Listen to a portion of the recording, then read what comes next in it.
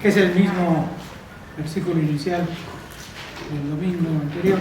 Entonces, ¿ya la tienen? Sí, ya. El 1, 3. Niñito, ¿ya lo tienes?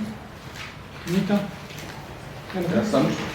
Dice, por tanto, es necesario que con más diligencia atendamos a las cosas que hemos oído, no sea que nos deslicemos. Es una advertencia. Porque si la palabra dicha por medio de ángeles fue firme y toda transgresión y desobediencia recibió justa retribución, vean la pregunta que formula aquí Pablo. ¿Cómo escaparemos nosotros si descuidamos una salvación tan grande? La cual, habiendo sido anunciada primeramente por el Señor, nos fue confirmada por los que oyeron. ¿Cómo escaparemos nosotros si descuidamos una salvación? Hagamos referencia también al video que les recomendé ver para la enseñanza del domingo pasado, en la que hay una persona que se dedica a predicar en la calle y lo hace del modo tradicional, esto es llamando al arrepentimiento de los pecados. Siendo que hay ahí también una mujer que confronta a este predicador y le dice que es más importante amar a la gente, sobre todo en el clima actual. Ustedes que saben que hay una ideología de género que le llaman, que no es solamente errónea en lo que dice, sino en particular en cómo se dice. Y es una ideología que ha sido sobre todo abrazada naturalmente por las mujeres, pero también por los homosexuales y todo este tipo de degeneraciones que existen hoy en día. Y esa es la ideología que están tratando los gobernantes en diferentes países, incluido México, están tratando de enseñarle a los niños. Así es que es una cuestión muy seria porque va directamente en contra de lo que establece la palabra. Y seguramente es lo que está precediendo a una persecución de la iglesia, que de hecho ya ha iniciado. Por ejemplo, en Nicaragua. En Nicaragua ya está prohibido reunirse, estudiar la Biblia, está prohibido predicar, está prohibido todo lo que tiene que ver con nuestra relación con Dios. Y bueno, la pregunta era quién tenía razón. La verdad es que en ciertos aspectos los dos tenían razón. De hecho, ustedes saben quién fue Billy Graham, el considerado por lo menos más célebre evangelista del siglo XX en el mundo. Este señor era originalmente de Estados Unidos, tenía gran facilidad de palabra. Yo lo oí desde que era niño, varias veces. Se presentaba en la Arena México, en el Auditorio Nacional, qué sé yo. Y había mucha gente que una vez que repetía la oración del pecador, pues sí pedía a Dios que lo perdonara y que lo salvara. Pero el mismo Billy Graham, se dio cuenta de que no había conversiones sinceras en la mayoría de los casos. Que simplemente la gente se dejaba llevar por la emoción o para que sus vecinos, parientes, qué sé yo, dejaran de molestarlos con que repite la oración del pecador. Y nosotros llegamos a pensar, yo lo pensaba así, que con decir la oración del pecador era suficiente para ser salvos y ser librados del castigo de no aceptar el Evangelio de Dios, que es el infierno. Entonces la lógica que prevalecía es, ¿quieres ir al infierno? Pues cualquier gente que cree en Dios y cree en estas cosas diría, no. Entonces, si no quieres ir al infierno, repite esta oración. Y después, ya hacia el final de sus días, se estableció en su organización, la de Billy Graham, una cosa que le llamaban el Proyecto Mateo, en donde lo que hacían era invitar a los vecinos, amigos, gente que conocía a la gente, a sus casas, a empezar a departir, sin necesariamente hablar del Evangelio ni nada de eso, sino simplemente volverse amigos. Y si tenían alguna necesidad, se oraba por ellos, los pequeños grupos se organizaban para ayudar materialmente también y demás. Entonces, nos preguntamos, ¿acaso siguen siendo efectivos los mismos métodos de evangelización que siempre se han utilizado o no? Sobre todo en este clima que vivimos, en donde incluso hay expresiones, en Estados Unidos está peor que aquí, lo sabemos mi esposa y yo, por nuestros hijos, tiene uno que ser muy políticamente correcto, porque si no pueden pasar a perjudicar. Y ha pasado incluso con pastores en ciertas localidades estadounidenses, en donde ellos predican lo que dice la palabra, por ejemplo, respecto de la homosexualidad, y dicen que eso es un discurso de odio. En lugar de llamarle las cosas por su nombre, como lo dice él. Y esto probablemente, como les dije, preceda a una persecución generalizada de todos. Pablo también se referido a esto. Entonces,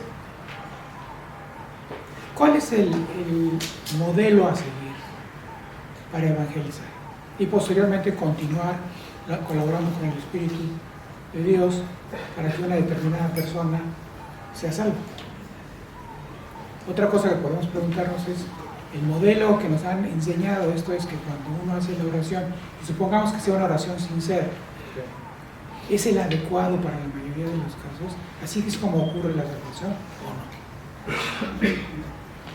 Por otro lado, a veces pensamos, aunque Dios quiere que lo hagamos, que colaboramos con el Espíritu Santo para predicar el Evangelio, pero ¿esa es la forma preferida de Dios o la forma aplicable a este tiempo? Entonces hay muchas cosas que podemos preguntarnos a ese respecto. Pues Dios puso en mi corazón estudiar la palabra, en particular referida a este tema de la salvación, el inicio de la salvación. Y pues ir viendo lo que dice la palabra, no lo que decimos nosotros, no lo que nos hayan enseñado. Ahora, ¿alguno de ustedes sabe cómo se llamaba el autor de la serie de libros sobre Narnia? Esto que se convirtió en una película. ¿Sí saben cómo se llamaba? C.S. Lewis. C.S. Lewis. He pronunciado en inglés. Si lo transliteráramos al español sería C.S. Lewis. Su nombre es... A ver, ¿quién se sabe su nombre?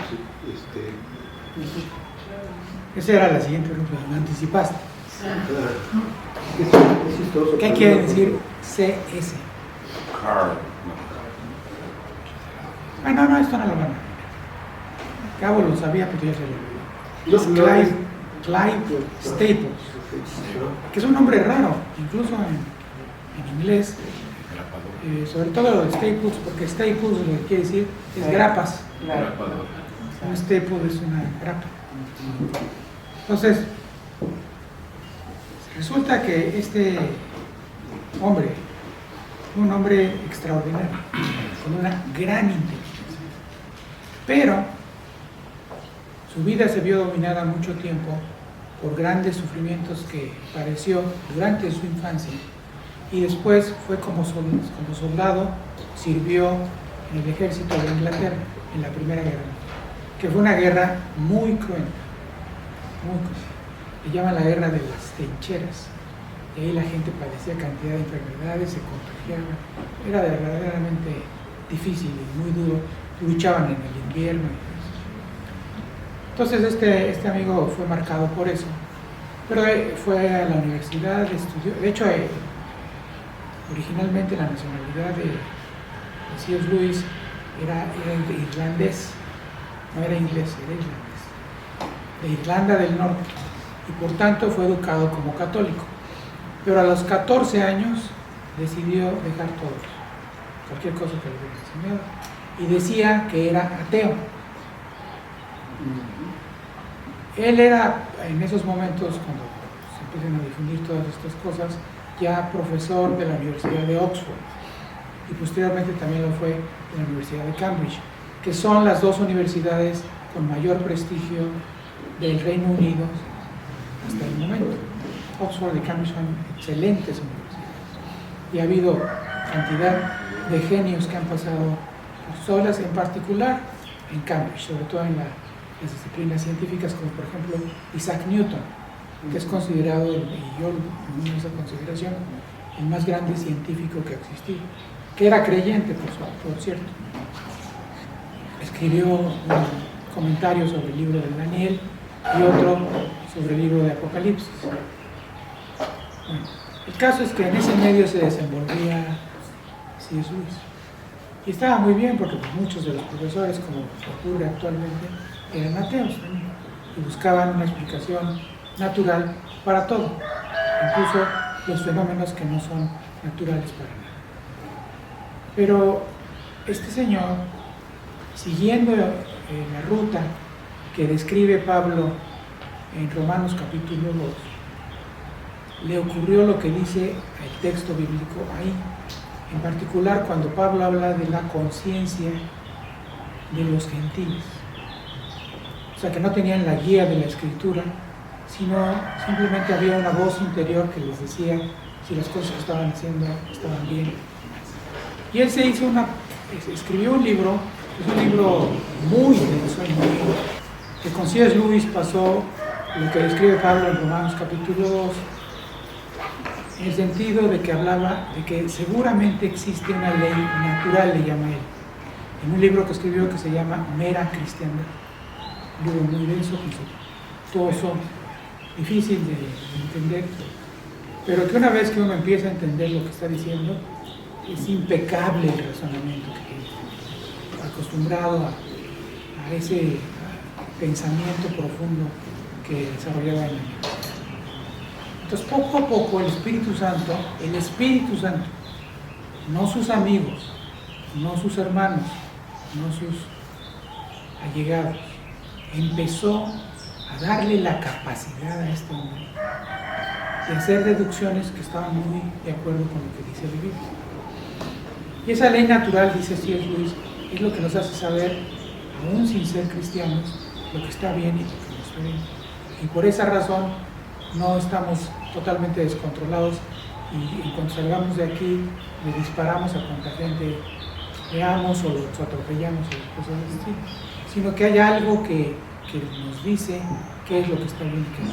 Y claro que nosotros muchas veces somos rebeldes y pasamos encima de los mandamientos de Dios, aun cuando tengamos la Biblia cerca de nosotros y demás. El hecho es que este amigo C.S. Lewis era muy amigo de Tolkien. Tolkien fue el autor del Señor de los Anillos. Ellos ejercían la docencia y la investigación también en el mismo departamento en la Universidad de Oxford. Y Lewis decide escribir el libro, la serie de libros de Narnia, para explicarles de manera sencilla a sus sobrinos qué era el Evangelio y la historia de Cristo y todo. Entonces, les envié otro pequeño video, espero que lo hayan visto.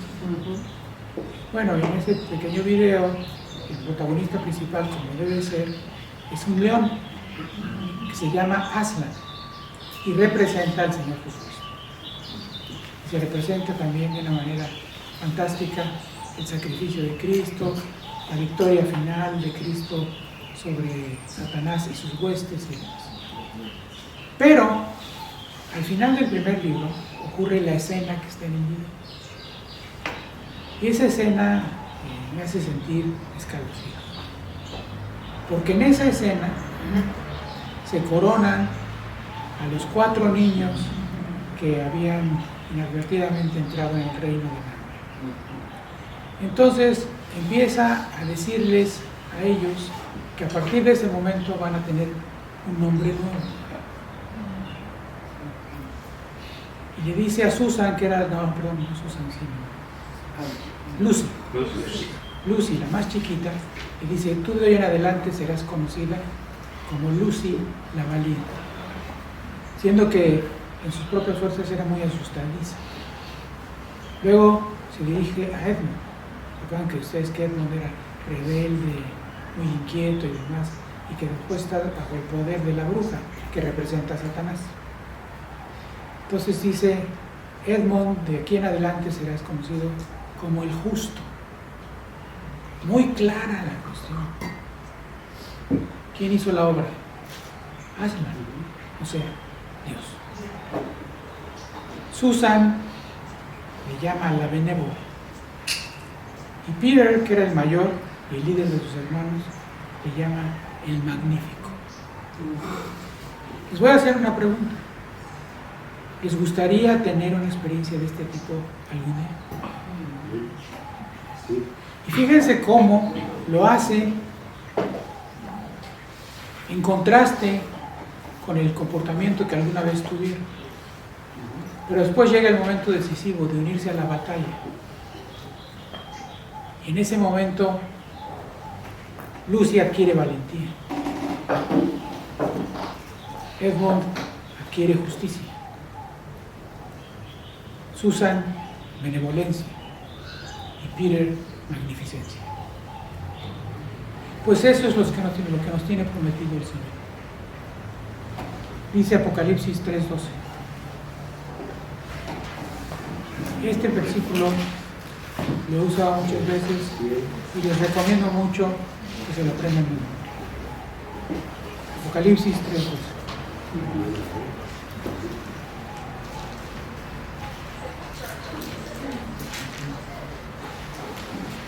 Apocalipsis 3:12.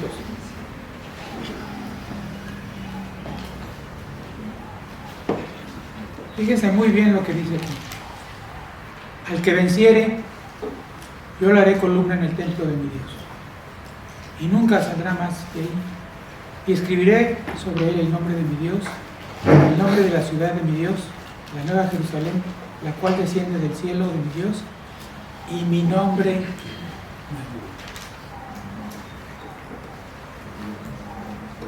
Si nosotros estamos dispuestos a hacer la voluntad de Dios, sin importar lo que nosotros queramos, sin importar lo que nosotros sepamos o hayamos creído en nuestro corazón,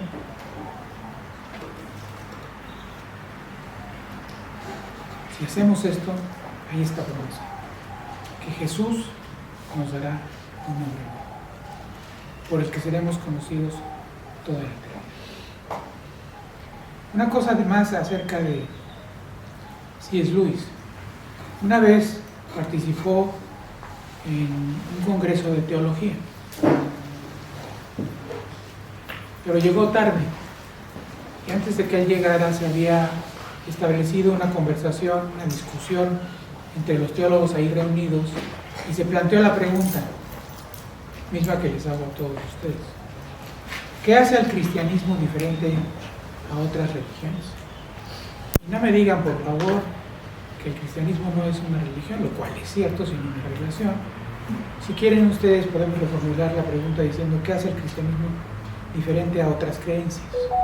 ¿Cuál es la diferencia? ¿Qué esencial, lo más importante, una sola palabra que distingue al cristianismo de todo lo demás? Una sola palabra. Es un concepto, no es una persona. ¿Qué? Bueno, es una cosa que se puede asociar. La propiciación. Por ahí va. Por ahí va. Salvación. Que si esa es la salvación, bueno, si quieren ahorita lo comento, no es el propósito eterno de Dios. Es lo que nos restablece nuestra relación con el Padre. Que el Señor nos quiere Una hacer palabra. iguales a Él. Una Misericordia. Por ahí va. Amor. Por ahí va. Gracia. Gracia. Gracia. Eso es lo más notorio que nos distingue de cualquier otra creencia. Que hay un Dios que bajo ciertas condiciones otorga su favor inmerecido. Y hasta tenemos esa comparación un tanto chusca en que decimos que la gracia es que Dios nos da lo que no merecemos, mientras que la misericordia es que no nos da lo que sí merecemos. Pero independientemente de eso, la gracia significa favor inmerecido. que da Dios. Eso es lo que distingue. Fíjense cómo, no lo vamos a leer, pero ¿se acuerdan que dice la Biblia en primera de Juan 2:1 que abogado tenemos con el Padre, a Jesucristo el justo?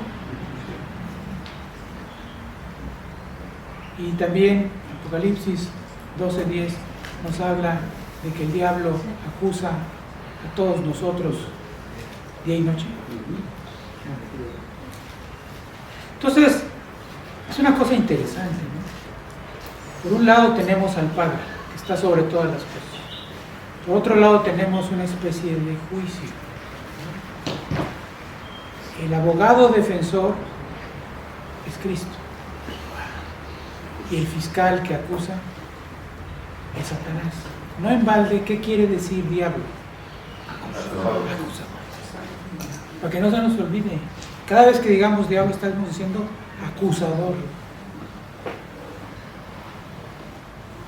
Pero, y esto se lo vamos a leer porque es muy importante, vayamos a Hebreos. ¿Quién escribió Hebreos 1? Yo, porque luego Pablo. hay evidencia fuerte. Hebreos, capítulo 4, versículo 15. Hebreos 4:15. ¿Ya lo tienen? Dice, porque no tenemos un sumo sacerdote que no pueda compadecerse de nuestras debilidades, sino uno que fue tentado en todo, según nuestra semejanza, pero sin pecado. Fíjense cómo, con la importancia que Dios da a todo detalle de la ejecución de sus propósitos, Él previó que una vez que el hombre y la mujer cayeron, hubiera este marco de referencia. El Padre presidiendo sobre todo, Jesucristo, el abogado y el acusador. Pero Jesucristo no solo es el abogado, es el sumo sacerdote que se compadece de nuestras debilidades y que fue tentado en todo según nuestra semejanza, pero sin pecado. O sea, Él nos comprende y a través de Él Dios nos comprende. Decía Carl Lewis, pero Carl Lewis no, ese fue un corredor. Sí. Me parecía C.S. Lewis, el nombre. C.S. Lewis, al respecto de lo que les estoy planteando, escribió un ensayo sobre el perdón, porque perdón y gracia son dos conceptos que están íntimamente ligados. De hecho, por gracia es que Dios nos ofrece lo que puede salvarnos y reconciliarnos con Él. Entonces, en ese ensayo sobre el perdón, dice que tenemos generalmente, y esto es cierto, un mal entendimiento de lo que significa el perdón y de cómo se ofrece y se recibe.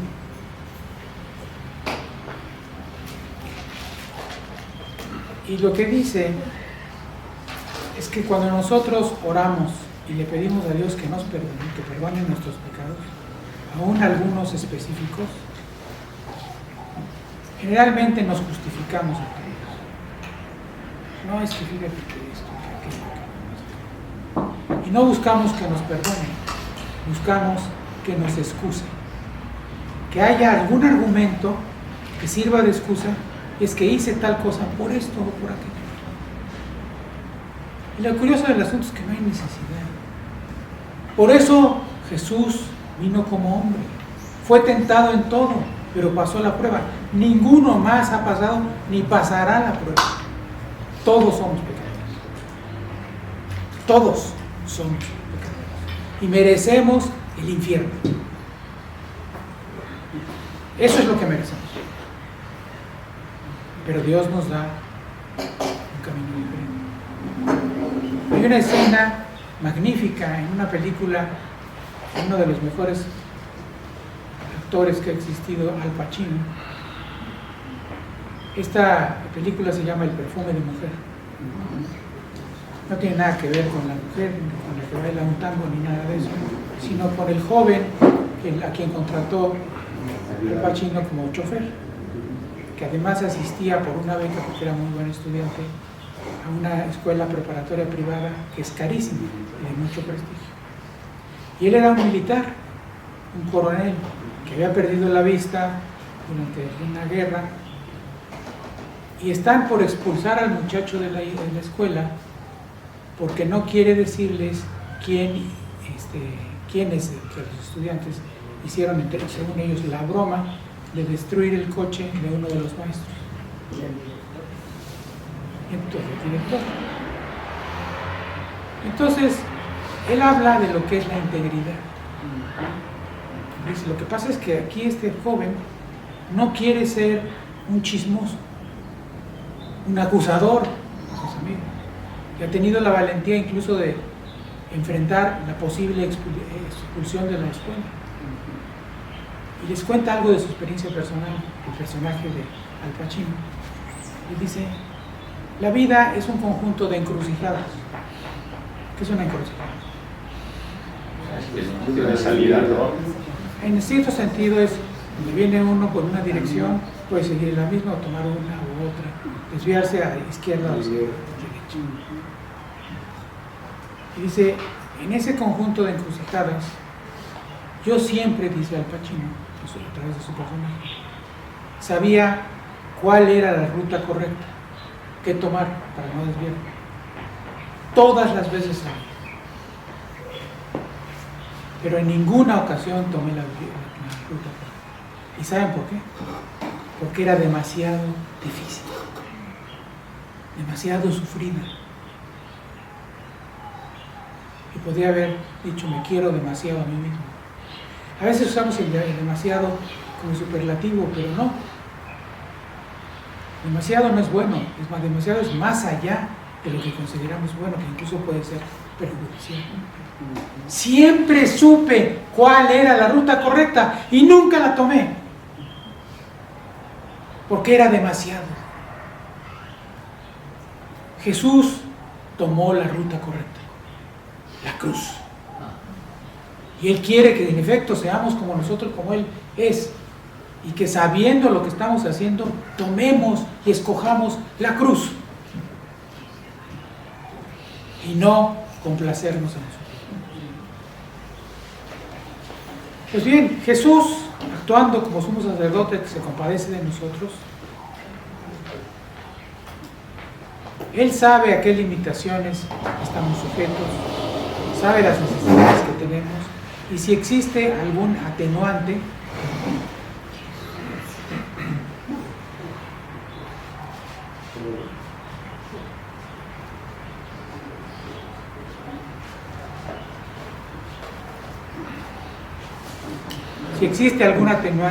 Jesús la conoce mejor que nosotros. O sea, Jesús sabe cuáles excusas son válidas y cuáles no.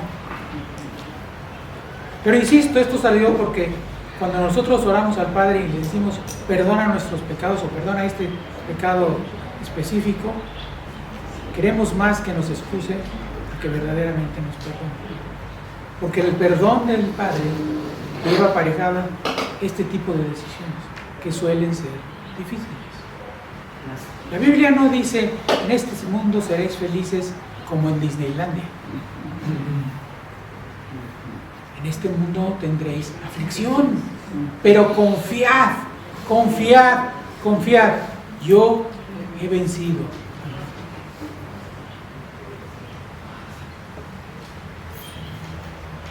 Y dice una frase demoledora en este ensayo, siervos. Pongan mucha atención. Esto sí, lo voy a repetir varias veces para que quede claro. Ser cristiano verdadero, implica perdonar todo lo que es inexcusable. Y debemos ser cristianos o perdonar, porque lo inexcusable en nuestros semejantes porque Dios ha perdonado lo inexcusable en nosotros, a través de Cristo. Y esa es la oferta que nos da. Dije, ha perdonado para los que deciden seguir, los que no. E incluso algo muy importante que voy a decir antes de adentrarme en ciertas partes de la Escritura.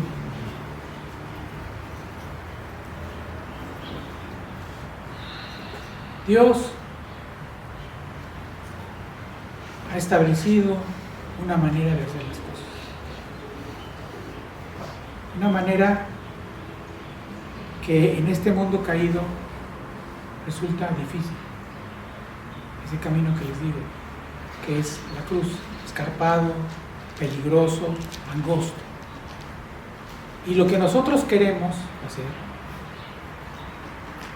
generalmente es ir por el camino amplio. Pero llega el punto en que ese camino termina y si seguimos caminando por ahí nos vamos a caer en un abismo del cual no vamos a salir.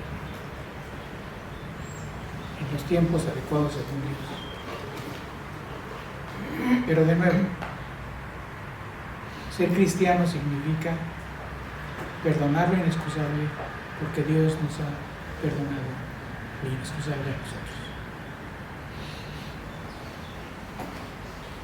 Habíamos mencionado la gracia. Y naturalmente este versículo, esos dos versículos que voy a... No, tres versículos, cuatro de hecho. No, tres. Sí, tres. Es Efesios 2, 8, no al 9, como generalmente se lee, sino 8 al 10. Es importante incluir el versículo 10. Efesios 2, 8 y 9. 8 al 10.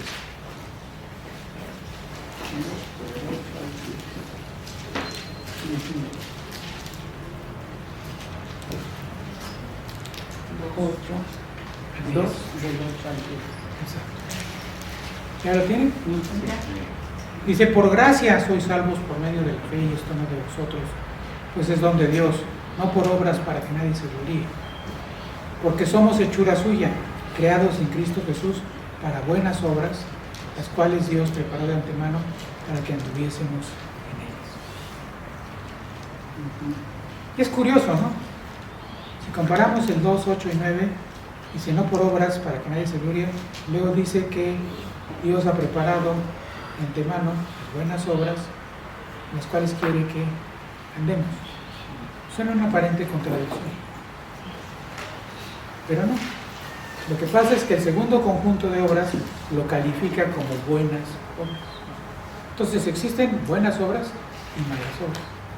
De hecho, a las malas obras les llama el Señor en Hebreos 6,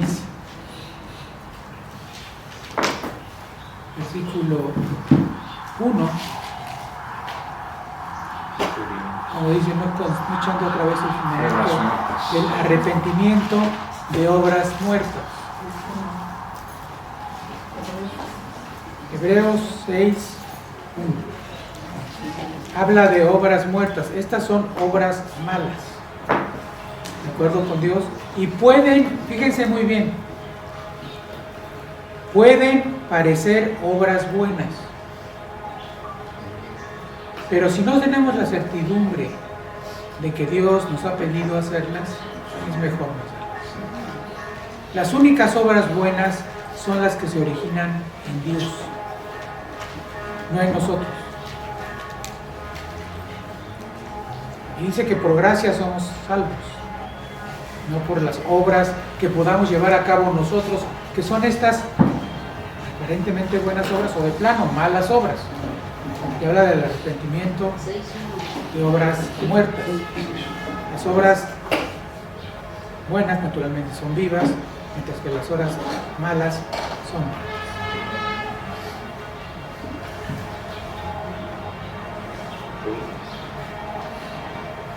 Hay un complot. Son los ruteros que están ahí. Vivían muchos estacionados. Bueno, entonces, somos salvos por gracia. ¿Sabían ustedes que la palabra gratis, que viene de gracia, la palabra gratis no existe en muchos idiomas, particularmente en los idiomas nórdicos, holandés, danés, noruego y sueco. No existe la palabra gratis. ¿Gratis? No existe. Porque estas son pueblos, civilizaciones que están muy acostumbradas a que todo se obtiene a través del trabajo. Sí, nada es gratis. En cambio aquí, pues, tenemos muchas cosas gratis, estamos mal acostumbrados a eso.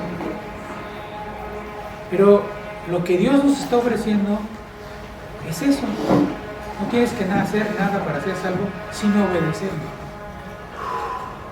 y aceptar la promesa de salvación en los términos que establece la Biblia. Y gracia, en su etimología, ciertamente representa favor inmerecido. En griego es charis, y aquí está transliterado el asunto, charis con J, A-R-I-S, y también en hebreo significa lo mismo. Esta es un poquito más complicada de pronunciar, que es K-J-E-N, pero tanto en el Antiguo Testamento en hebreo como en el Nuevo Testamento en griego significan lo mismo, favor inmerecido. Pero hay otra cosa que va más allá y que es incluso más estremecedor. Hay un salmo mesiánico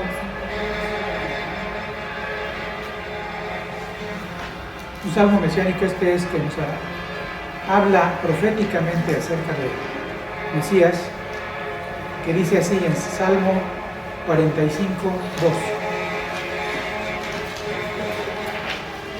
Salmo 45.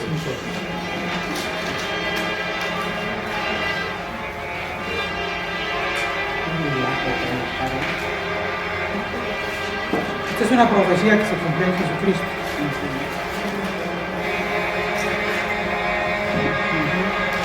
Pero que muy probablemente le ofrecieron a David primero como tipo de Cristo. ¿Sí pueden oír o le ponemos ahí? Sí. ¿Allá atrás oye? Sí. El que se va a quedar sin voz en algún momento es solito. Que Dios despliegue su gracia, ¿no? Sí. Bueno. Dice, eres el más hermoso de los hijos de los hombres. La gracia se derramó en tus labios. Por tanto, Dios te ha bendecido para siempre. La gracia se derramó en tus labios. O sea, la elocuencia. Jesús era un predicador elocuente. Eso quiere decir que explicaba de una manera que le pudieran entender. Por eso las parábolas. Hay otra evidencia en el Nuevo Testamento, Lucas 4:22, ya sobre Cristo, el hombre.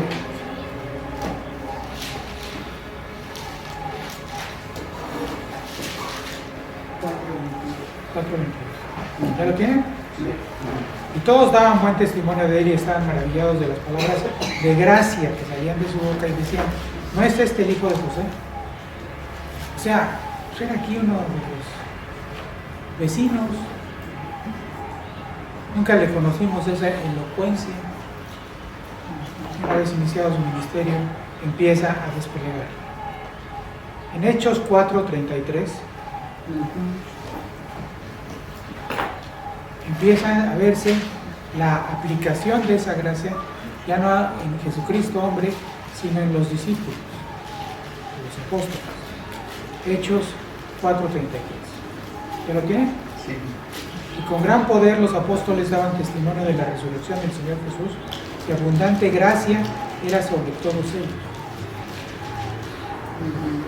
O sea, tenían un poder especial para dirigirse a las multitudes y tener gran elocuencia. Y finalmente, el primer mártir completamente humano, el primer mártir del Nuevo Testamento, pues fue Jesucristo. Estamos hablando de Esteban en Hechos 6:8. Hechos 6:8. Dice, y Esteban lleno de gracia y de poder. Gracia y poder, hacía grandes prodigios y señales entre el pueblo. O sea, era capaz de hacer los prodigios y señales por la gracia que estaba derramada sobre él, ¿sí? Para beneficio de sus hermanos. También, ¿se acuerdan de este pasaje muy conocido en 2 de Corintios 12:9? Está hablando de Pablo. 2 de Corintios 12:9. 2 de Corintios 12:9.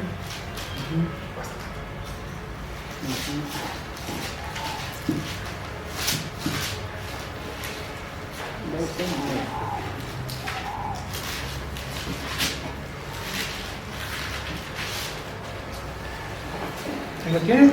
Sí. Y me ha dicho, bástate mi gracia, porque mi poder se perfecciona en la debilidad. Por tanto, de buena gana me gloriaré más bien en mis debilidades, para que repose sobre mí el poder de Cristo. Otra vez esa gracia especial que lo capacitaba para hacer cosas extraordinarias. Hay un versículo que es emblemático en la Escritura, que es parte de una despedida. En la segunda, precisamente, epístola de Pablo a los Corintios, capítulo 13, versículo 14. 2 de Corintios 13, 14, ya la vuelta de la página.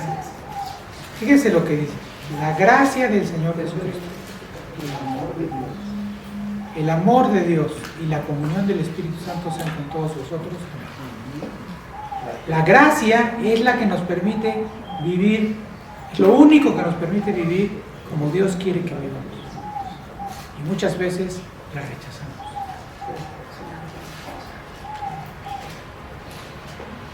La gracia de Jesucristo, la gracia que operó, que se posó en Jesucristo y operó durante su ministerio, y sigue operando. El amor de Dios, del Padre, y la comunión del Espíritu Santo sean con todos nosotros. Ahora, pregunta sin ver la Biblia. ¿Qué dice el último versículo de la Biblia? Todo el mundo sabe qué dice el primero, ¿no? En el principio, Dios. Dios creó los cielos y la tierra. Ese sí, pero no nos sabemos el último. Gracias sean con ustedes. Por ahí va. Dice: la gracia de nuestro Señor Jesucristo sea con todos vosotros. Amén. Firma, sella, ya nadie puede alterar la palabra, ni añadir ni quitar. Debe ser importante entonces, ¿no? Porque sin la gracia no podemos hacer nada. Nada que valga delante de Dios. Entonces tiene esta faceta impresionante la gracia, el concepto de gracia. Es una capacidad sobrenatural para hacer algo que podamos enfrentar. Nosotros mismos en particular. El peor consejero no es un diablito, como dice el presidente ahora, que se le aparece y le da malos consejos. No, el principal consejero, mal consejero que tenemos es nuestra carne. Nuestra carne. Nuestros deseos impuros, nuestras concupiscencias, nuestra lujuria. Ahora, hemos oído seguramente muchas predicaciones en donde se dice que el arrepentimiento es muy importante. Y sí es cierto, es muy importante. Es parte de la forma en que una persona puede acceder a la salvación tan grande que Dios ofrece gratis.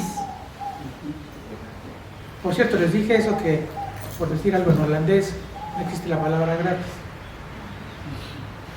Entonces, o equivalente, pues usan la palabra gratis. La toman del español y dice en un anuncio: gratis, esta promoción es gratis, este artículo es gratis, no cuesta nada. Bueno, y de lo que les voy a hablar ahora es de algo que se confunde con el arrepentimiento, pero no es el arrepentimiento, o que forma parte del arrepentimiento. Más bien es algo que empieza a operar antes del arrepentimiento. Y eso es convicción de pecado, justicia y juicio. Dice Juan 16, del 7 al 11.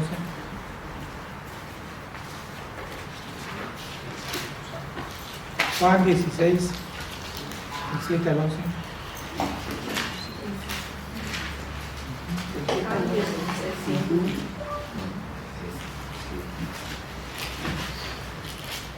Juan 16, del 7 al 11. Dice, os conviene que yo me vaya. ¿Quién está hablando aquí? Jesús. Porque si yo no me fuera, el Consolador no vendría a vosotros. ¿Quién es el Consolador? Mas si me fuere, yo os lo enviaré. Y cuando Él venga, convencerá al mundo de pecado, de justicia y de juicio. De pecado por cuanto no creen en mí, de justicia por cuanto voy al Padre y no me veréis más, y de juicio por cuanto el príncipe de este mundo ya ha sido juzgado.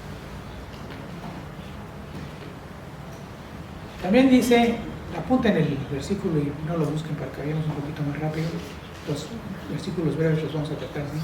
Mateo 5:3 dice, bienaventurados los pobres en espíritu, porque de ellos es el reino de los cielos. O sea, la convicción de pecado, justicia y juicio puede producir esta pobreza en espíritu, donde la persona reconoce que tiene una quiebra espiritual, no tiene nada que lo defienda delante del Dios justo. Dice también Salmo 51:17. Salmo 51:17. Los sacrificios de Dios son el espíritu quebrantado. Al corazón contrito y humillado no despreciarás, oh Dios. ¿Saben qué quiere decir contrito? La palabra. Dolido. Completamente triturado, machacado. Como dice mi esposa, hecho pomada. Hecho pomada. O sea, de lo que se trata el quebrantamiento es de agarrarnos, triturarnos, así, machacarnos todavía porque queda alguna partecita entera, polvo que se lleva. La Biblia dice que Dios sabe que somos polvo. Los sacrificios de Dios son el espíritu quebrantado, al corazón contrito y humillado no despreciarás. Esta es la respuesta que Dios quiere en nosotros una vez que nos regale la convicción de pecado, justicia. O sea, ya sabemos que somos cucarachas, pero aparte nos sentimos como chinches.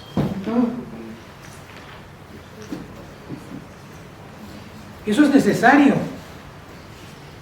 porque somos tardos para oír y debiéndose ya maestros, muchos de nosotros no queremos aprender.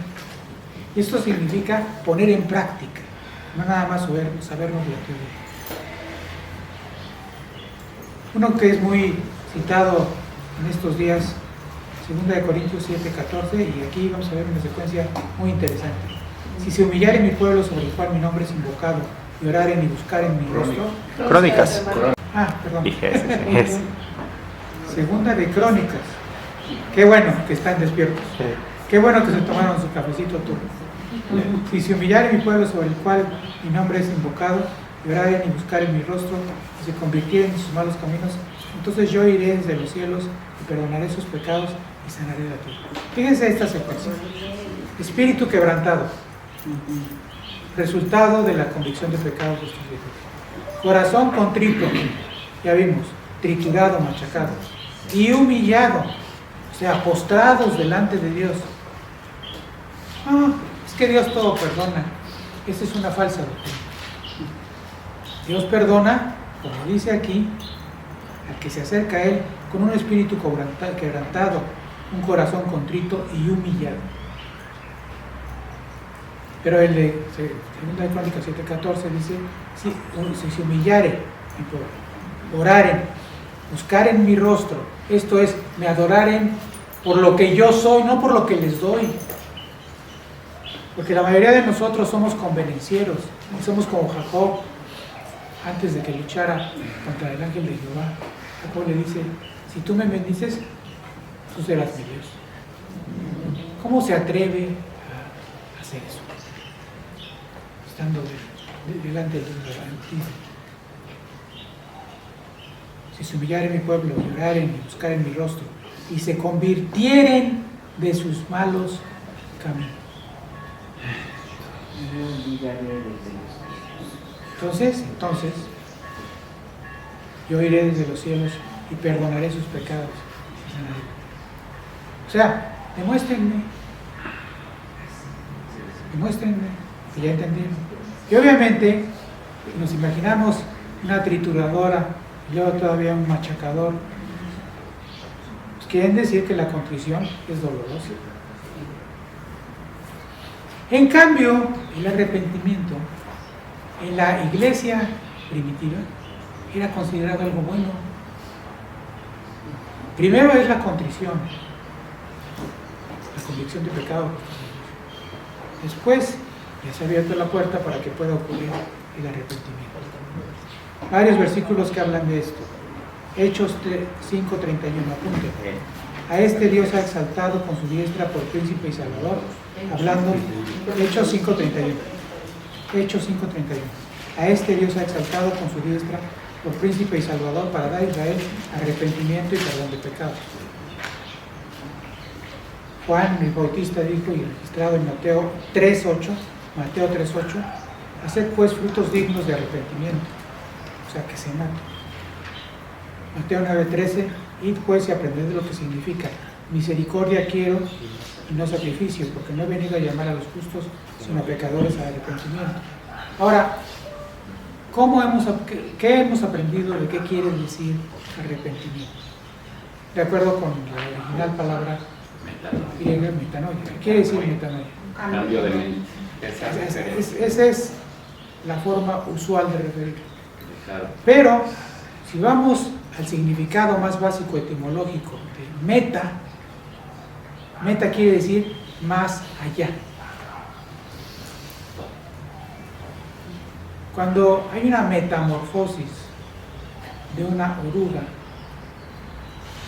¿qué pasa? Un cambio, una transformación. Incluso la oruga es invertebrado. Y como resultado de la transformación después de un tiempo, sale como un insecto, que sí es vertebrado. Con exoesqueleto, si quieren ustedes, pero tiene una forma totalmente distinta. Es más allá de lo que puede uno imaginar. Hay otros ejemplos en donde podría utilizarse el prefijo meta. Pero una traducción rigurosa de metanoia sería más allá de la mente. ¿En qué ámbito nos movemos nosotros? En el ámbito natural. Tenemos el cuerpo, 5 sentidos. ¿Cuáles son los 5 sentidos del cuerpo? Oído, tacto y más. Oído, Olfato y tacto. Okay, perfecto. Pero nosotros somos tripartitas y no solamente tenemos cuerpo, tenemos alma. ¿Cuáles son los sentidos del alma? Ahí sí ya va a estar un poquito. Sentimientos, emociones. Intuición. ¿Cuál es la diferencia entre sentimientos y La emociones? temporalidad, ¿no? Perdón, ¿cuál fue la pregunta? ¿Cuál es la distinción entre sentimientos y emociones? La temporalidad. ¿Qué quiere decir eso? Explícanos. Que la emoción es Fugaz. fugaz, dura un momento y el sentimiento es prolongada. Entonces, el resentimiento, el rencor, Y es volver a ¿qué traer lo es? mismo. ¿Qué es? ¿Sentimiento o emoción? Sentimiento. Sentimiento, o sea, perdura. Sentimientos, emociones, mente. Eso incluye los pensamientos, dichos, la imaginación. ¿Más que otra? Intuición, lo que no tiene que ver con un proceso de razonamiento, porque sabemos que es real. Y Voluntad. eso, La voluntad. muy importante la voluntad. Ahora, los no creyentes tienen espíritu, pero está muerto, Para desactivado, desconectado de la fuente de vida. ¿Cuáles son los sentidos del Espíritu? Fe, Pues la fe, esperanza, amor, fe, esperanza, amor, comunión con Dios. Comunión con Dios, exacto. Entonces, el arrepentimiento es algo que va más allá de lo natural. Lo que la gente considera natural es el cuerpo y el alma. Porque hay incluso disciplinas científicas como la psicología y la psiquiatría que estudian la mente, el alma. De hecho, viene de psique, que quiere decir o alma, en griego. Entonces, nos ofrece un camino que va a un ámbito mucho más elevado. Esto es el ámbito espiritual. Y por eso es que cuando alguien establece una conversación, un cristiano con un cristiano, con un no cristiano, muchas veces no se pueden entender. Y cuando les decimos que ciertas cosas están mal, no lo entienden porque no lo han discernido espiritualmente. Al respecto, sí, búsquenlo. 1 Corintios 2, 14 al 16. 1 Corintios 2, 14 al 16.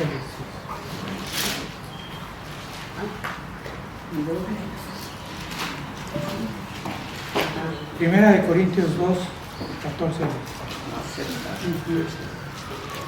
¿Ya lo tienes? ¿No? Pero el hombre natural no percibe las cosas que son del Espíritu de Dios porque para él son locura, no las puede entender porque se han de discernir espiritualmente. En cambio, el espiritual juzga todas las cosas, pero no es juzgado de nadie, porque ¿quién conoció la mente del Señor? ¿Quién lo instruirá?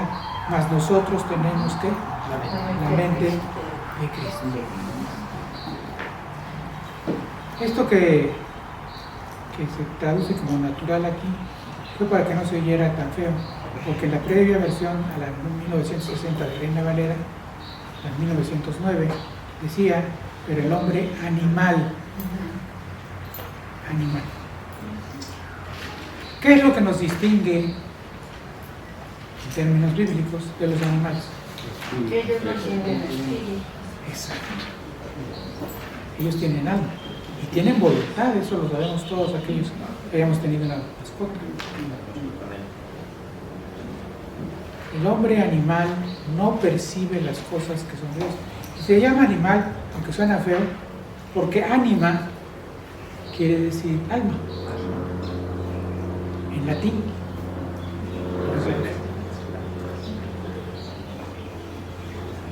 ¿Se acuerdan de aquella ocasión en que Jesús sana a un ciego y lo hace en 2 pasos?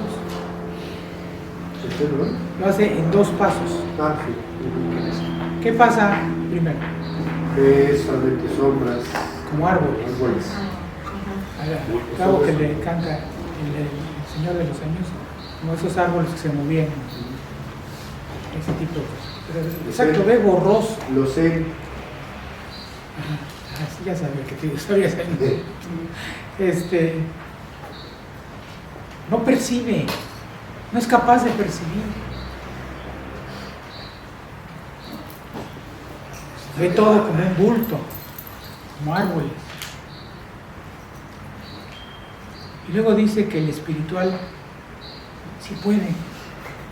Y describe lo que es la meta, tener la mente de Cristo. O sea, pensar como Cristo piensa. Ser como Él es. Sentir como Él siente. Entonces, hay una incapacidad total y absoluta del no creyente que se ha negado a recibir el Evangelio y no puede percibir. ¿Se acuerdan de ese episodio también bíblico con Eliseo y su siervo?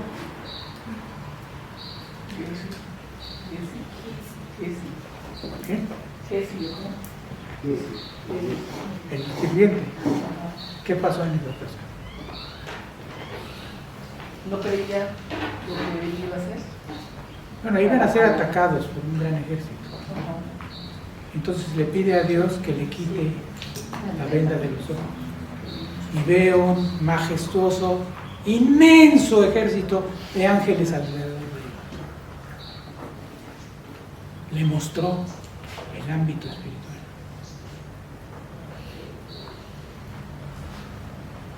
A eso deberíamos aspirar, a tener la mente de Cristo. Y eso es lo que pasa en el proceso de salvación. Primero, convicción de pecado, justicia y juicio. Después, arrepentimiento y empezar a percibir las cosas espirituales.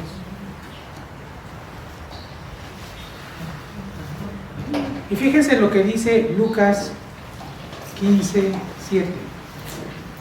Apuntan la cita. Os digo que habrá más gozo en el cielo por un pecador que se arrepiente y por 99 justos que no necesitan arrepentimiento. Hay una fiesta en el cielo por cada pecador que se arrepiente. De hecho, como dije antes, entre los primeros creyentes el arrepentimiento era gozoso. Les quiero contar una anécdota que experimenté, que ya varios de ustedes la conocen, porque es muy bueno recordar. Una vez me pidió que lo aconsejara un hombre cristiano, miembro de la misma iglesia que en ese entonces yo también era miembro, y se trata de eso. Y se refiere a esas discusiones vanas que luego hay entre nosotros los cristianos, por doctrinas o lo que sea. Este amigo no creía que los milagros ocurrían en esta etapa de vida. Entonces, una hermana se le había acercado, había orado por él porque él tenía mal un hombro y no había quedado bien. Era una lastimadura de su juventud porque él jugaba fútbol americano. Entonces se había tratado con todo tipo de especialistas, hasta quiroprácticos y demás, y nada le funcionaba. Pues tenía dolor, y resulta que una hermana que tenía el don de sanidad oró por él y se le quitó el dolor. Pero este cuate dice, aún así, siendo cristiano, pues yo no creo en los milagros que ocurren ahorita, ese tipo de dones. A esos les llaman cesacionistas, que han cesado todas estas cosas, incluyendo las profecías. Mientras que a los que creemos que siguen operando se les llama continuistas, o sea, continúa su operación. Entonces me dijo, ¿tú qué crees? Porque aparte, dice, se me abrió una puerta en el Seguro Social y me van a poner en primer lugar para operarme el hombro. Ya no teniendo dolor, no podía ni siquiera subir el brazo, así, por el gran dolor que se le causó. Entonces le dijo, ¿tú qué crees? ¿Debo someterme a la operación? Y le dije, no estás haciendo la pregunta correcta, porque yo te voy a hacer una. ¿Tú tienes derecho al Seguro Social? Y dijo, no, pero mi amigo que me lo consiguió es muy influyente en el seguro. Si no tienes derecho, mejor ¿No tienes derecho a qué? al Seguro Social. Mejor no lo No lo hagas. Y confía en Dios que Él ya te sana. O sea, se trata de esas cosas. Estamos tan acostumbrados, y en México en particular, muy acostumbrados, y tenemos una serie de prejuicios que nos impiden ver la realidad. Y andamos caminando como aquel ciego que había sido sanado a medias, digamos, y no veía con claridad. Y Dios quiere que veamos con claridad, sobre todo, ¿quiénes somos? ¿Cómo nos vemos ante los ojos de Dios? A ver, yo les hago una pregunta. ¿Cómo creen ustedes que Dios nos ve? Siendo honestos. Ahora sí que encuerándonos delante de Dios. Por eso hay una distinción entre Juan 3:3, donde dice que el que no naciere de nuevo no puede ver el reino de Dios. Ver, percibir apenas.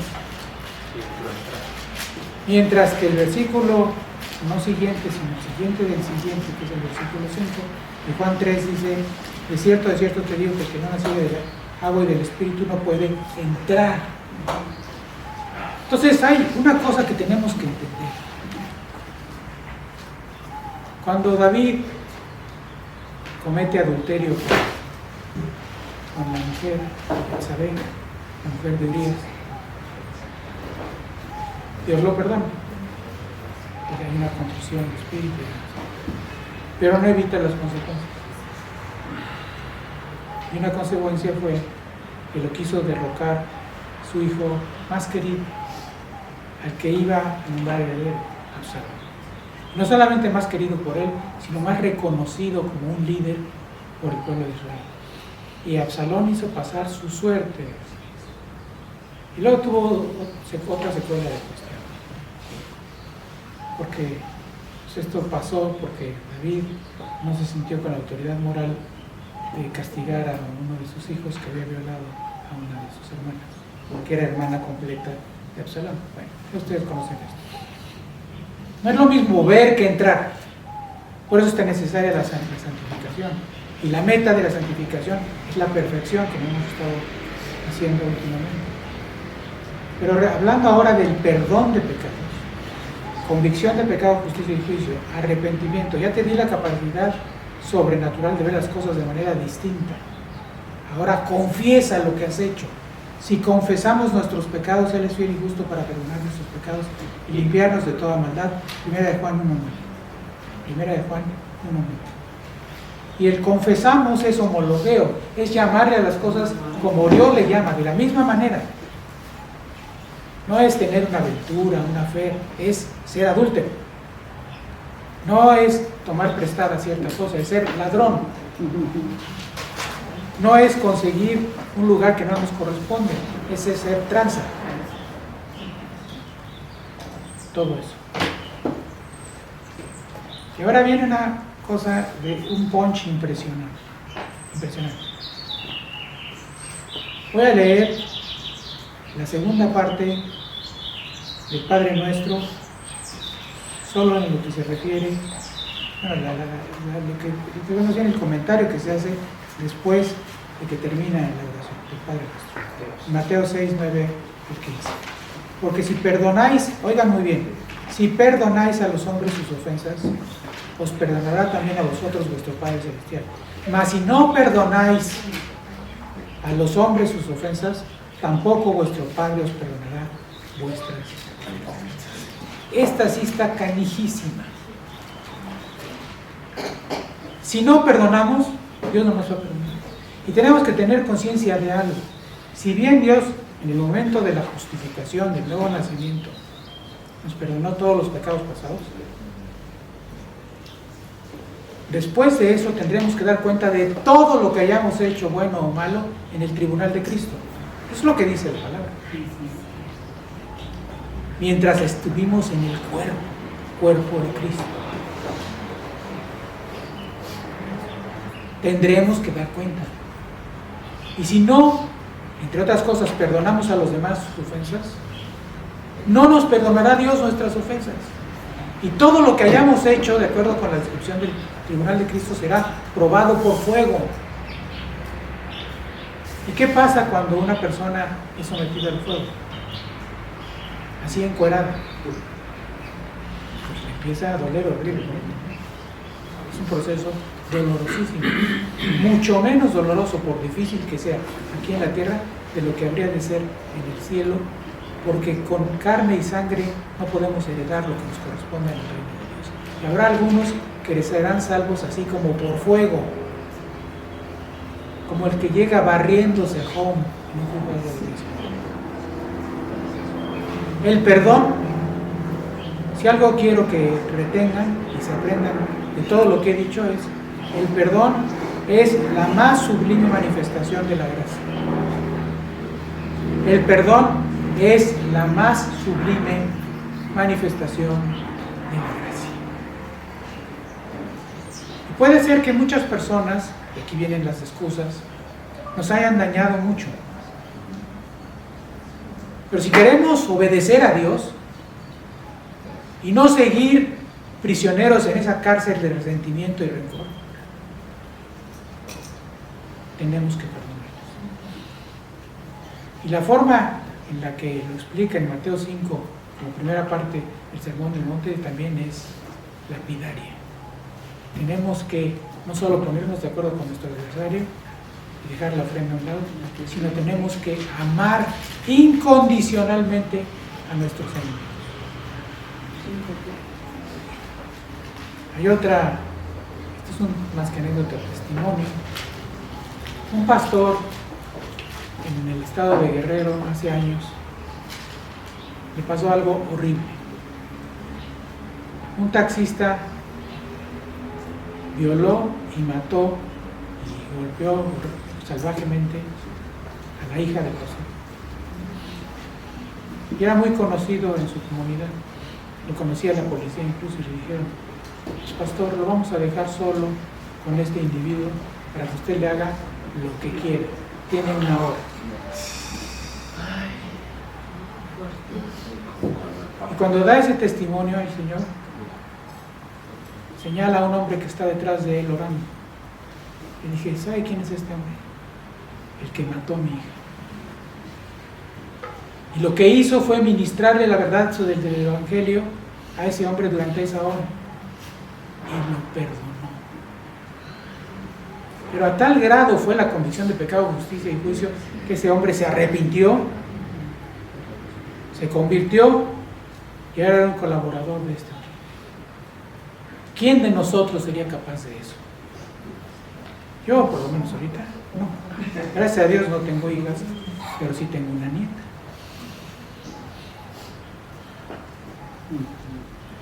Eso solamente es el poder de la gracia de Dios, expresado a través de un hombre. ¿Qué nos corresponde hacer a nosotros, como cristianos, al predicar el Evangelio? Un poco como contestación a esa pregunta de que quién tenía razón, el predicador callejero o la mujer que lo confronta. Los dos cristianos, pues. Ya no nos deberíamos pelear los cristianos. Me refiero entonces a la parábola del sembrador. No la voy a leer, ustedes la conocen perfectamente bien, la hemos usado como yo muchas veces.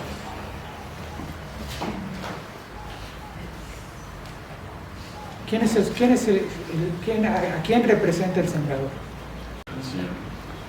No, nosotros. Esparciendo la semilla. ¿Qué es la semilla? Una palabra. La palabra de Dios. Que puede o no germinar en el corazón de la persona que recibe el mensaje.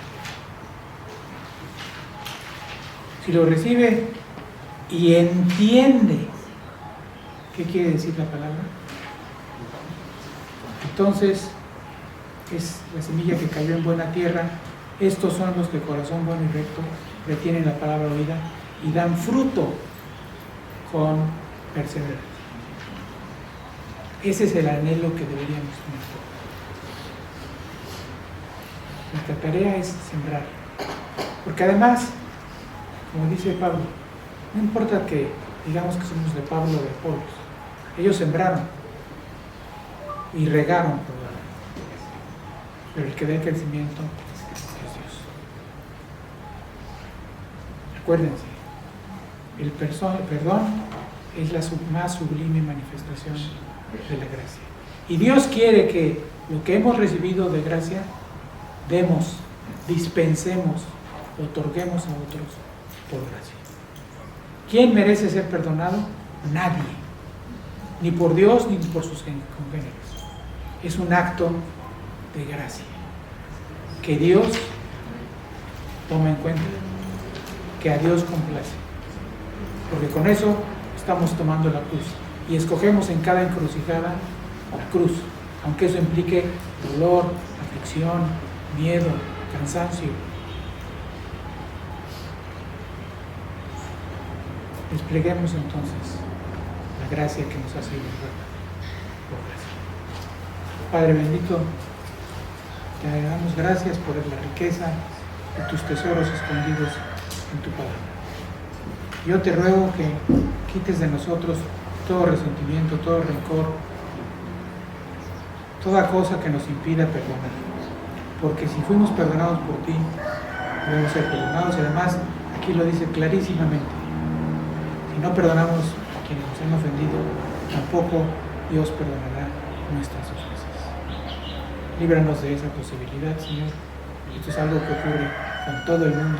Todos tenemos experiencias de haber sido lastimados por determinadas personas, y muchas veces esas personas son muy cercanas a nosotros, que son los que tienen mayor capacidad de herirnos.